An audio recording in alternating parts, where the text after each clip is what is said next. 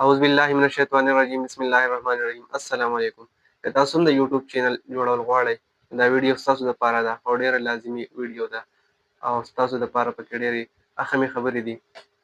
نن زموږ سره یو اهم سوال دا دی چې په یوټیوب باندې پښتو سپیکرز چې کوم دي دا ولې ډېر زیات کم دي او نورو لینګویج والا پکې سیوا دي، یعنی انګلیش والا، هندی والا، اردو والا پکې سیوا دي، پښتو والا ولې کم دي، پښتو یوټیوبران ولې کم دي. په یوټیوب باندې د پښتو چینل د نش برابر دي. ورلډ واید که موږ وګورو نو تقریبا 1% د پښتو چینل دي چې په پښتو باندې کار کوي، په یوټیوب باندې کار کوي. نو پکار دی چې موږ د پښتو هغه ویډیو وګورو چا چې په پښتو کې ویډیوز جوړه کړله، د څه باره کې چې موږ معلومات حاصلول غواړو، څه باره کې موږ ته معلومات حاصلول پکار وي، نو په هغې باندې به موږ هم پوه شو، د هغه کس حوصله افزایي به هم وشي، ځکه چې هغه دومره زیات محنت کړی وي ستاسو دپاره یې دغه معلومات په پښتو کې راوړي وي، بجای د اردو. هغه په اردو کې هم جوړولی شوه، خو په پښتو کې ځکه جوړه کړه چې زموږ پښتانه وروڼه ښه پوه شي. څوک په اردو باندې ډېر زیات نه پوهېږي، یا په انګلیش باندې نه پوهېږي، یا په هندی باندې نه پوهېږي، نو هغه ستاسو دپاره په پښتو کې ویډیو جوړه کړه. او که دغه پښتو دا ویډیو زه نه ګورم، ته نه ګورې، بل نه ګوري، نو د هغه حوصله افزایي به نه کېږي، نو هغه به هم د یوټیوب چینل پرېږدي، دغه یوټیوب چینل به نور بس کړي.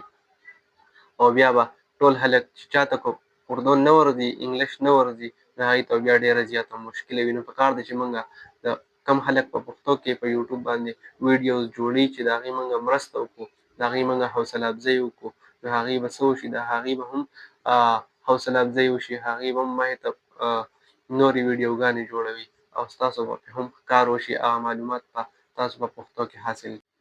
اوس سوال دا دی چې آیا یوټیوب یو مارکیټ دی او که نه دی، یا د مارکیټ په شان دی که نه دی. نو بالکل یوټیوب یو مارکیټ دی، د مارکیټ په شان دی. څنګه چې خلک په مارکیټ کې سوداګانې اخلي، ځي او خلک پکې دوکانونه جوړوي، څوک پکې دوکانونه جوړوي او څوک پکې سوداګانې اخلي، یعنې څوک پکې خرڅول کوي او څوک پکې اخیستل کوي. نو دغه شان یوټیوب هم داسې یو پلیټ فارم دی، دا د دنیا د ټول نه غټ داسې یو پلیټ فارم دی چې په دې باندې خلک د دوکانونو په ځای باندې خپلې چینلې جوړوي. په مارکیټ کې چې څنګه یو سړی دوکان جوړ کړي، دغه شان په یوټیوب کې یو کس راشي خپل چینل جوړ کړي، په هغې باندې بیا ویډیوز اپلوډ کړي، هغه که ایجوکیشن باره کې دی، بزنس باره کې دی، یا داسې د ټیکنالوژي ښودلو باره کې دی، یا داسې ویلاګینګ کول غواړي، نو هغه ویډیوز جوړوي او په یوټیوب باندې اپلوډ کوي او بیا یې خلک ګوري. نو په مارکیټ کې چې نور څنګه خلک بایر دي، یعنې اخیستونکي دي، دغه شان په یوټیوب باندې خلک راځي او دغه ویډیوز ګوري او بیا دغه یوټیوبرانو ته چې کوم دی غټ ارننګ میلاویږي، غټه پیسه ورته میلاویږي. څومره چې ډېرې ویډیوګانې چا وکتلی شي، هغومره ورته سیوا ارننګ میلاویږي.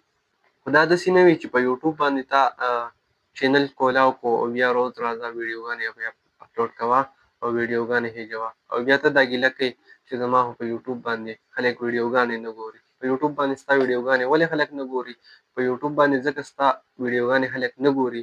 څنګه چې تاسو ته ما وویل چې د یوټیوب مثال د یو مارکیټ دی، نو په کوم مارکیټ کې چې د چا دوکان ښکلې وي، ډیکوریټ شوي وي، ډیکوریشن یې ولې ښکلې کړي وي او سودا پکې ډېره وي، غټه سودا وي پکې، هر سامان پکې میلاویږي، هر شیز پکې میلاویږي، نو هغه دوکان ته خلک ځي. دغه شان په یوټیوب باندې که تا چینل جوړ کړی وي، لومبی خو د هغې هغه پروسس چې کوم دی هغه کمپلیټ کړه او هغه میتډ چې کوم دی په صحیح طریقه باندې تا له یوټیوب چینل جوړول پکار دي. چې کله په یو صحیح طریقه باندې یوټیوب چینل جوړ شي، نو هغه بیا ګرو کېږي. بیا د هغې دپاره د ویډیوز اپلوډ کولو دپاره ځان له طریقې دي، میتډ دي، لومبی هغه طریقې باندې ځان پویو کول پکار دي، یا د هغې نه وروسته د یوټیوب چینل جوړول پکار دي. ما چې هم د یوټیوب چینل جوړو تقریبا 2-3 میاشتې ما لومبی ځان په یوټیوب چینل جوړولو باندې پوی کړو، د هغې نه وروستو په ویډیوز جوړولو باندې، په ویډیوز اپلوډ کولو باندې، په هر میتډ باندې ما ځان پوی کړلی. چې کله تاسو ځان په پوره میتډ باندې پوی کړو د یوټیوب د چینل په جوړولو باندې او په پوره پروسس باندې تاسو ځان پوی کړو، نو تاسو بیا د یوټیوب چینل جوړولی شئ. د دې سره سره تاسو په یوټیوب باندې د ایډیټینګ باره کې هم ویډیوز کتلی شئ، بالکل فری آف کاسټ دي، ستاسو پې بالکل پیسې نه ځي. نو تاسو په یوټیوب باندې هغه ویډیوز کتلی شئ چې تاسو ایډیټینګ هم زده کړئ. ایډیټینګ هم ډېر زیات لازمي دی، ځکه چې د چا ویډیوز ډېره زیاته ښکلې وي، ښه کوالټۍ والا وي، نو هغه ویډیو خلک زیاته خوښوي او هغه ویډیو زیات پروموټ کېږي، ویوز پرې سیوا راځي. چې کله ستاسو د ویډیو کوالټي ښکلې وي، ایډیټینګ ښکلې وي او تمبنیل ښکلې وي، نو ستاسو ویډیوز به اټریکټیو وي، نو خلک پرې ډېره زیاته ګوري. خو تاسو به خپل کوم پروفیشن چې کوم دی، ستاسو چې کومه پیشه ده، یعنې تاسو چې کوم جابس کوئ یا کوم نوکري کوئ یا کوم کار کوئ، هغه به تاسو بالکل نه پرېږدئ.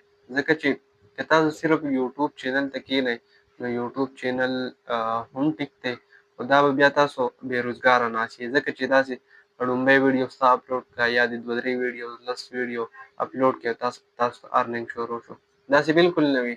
دا ټایم غواړي، د چا 4 میاشتو کې، د چا 5 میاشتو کې، او د چا په کال کې، د چا 2 کالو کې. داسې کسان پکې هم دي چې د هغې 3 کاله 3 نیم کاله پس یوټیوب مونیټایز شوی دی. چې څو پورې ستاسو یوټیوب چینل نه وي مونیټایز شوی، تر هغې پورې تاسو خپل کار مه پرېږدئ، خپل کار ورسره جاري ساتئ. او یوټیوب چې کوم دی چینل چې دا تاسو ورسره په پارټ ټایم کې چلول شئ. دا ډېر زیات ټایم نه غواړي، ګنټه 2 تاسو دې له ورکولی شئ. او هر چا سره په ورځ کې اکسټرا ټایم وي، نو په هغه ټایم کې تاسو ویډیوز کولی شئ او هغه ویډیوز تاسو بیا اپلوډ کولی شئ. زما هم دا په یوټیوب باندې وړومبنی ویډیو ده. په یوټیوب باندې مې چینل سټارټ کړو او دا مې وړومبی ویډیو ده. که ویډیو خو خوښه شوي، نو ویډیو درسره لایک کړئ، چینل درسره سبسکرایب کړئ. میلاوږو به په بله ویډیو کې. والسلام.